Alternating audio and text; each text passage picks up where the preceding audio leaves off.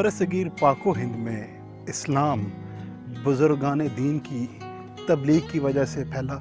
और आप एक बात पूरे यकीन से मैं कहने के लिए तैयार हूँ, आप जिस भी दरबार में जाएंगे आपको एक एटर्नल कॉमनेस का और सुकून का एहसास होगा।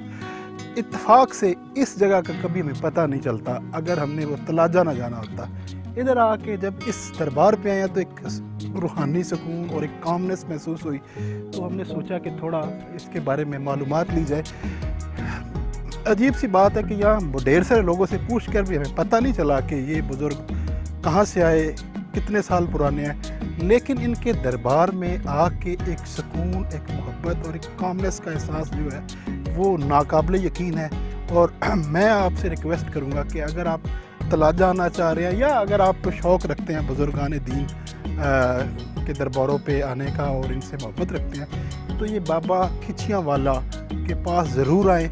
इस दरबार में मुझे नहीं पता आपकी मुराद पूरी होगी या नहीं होगी, लेकिन आप एक सुकून महसूस करेंगे और 100% करेंगे, ये मैं आपको यकीन के साथ करता हूँ। इसलिए आप काइंडली यहाँ ज़रूर विज़िट करें। Thank you.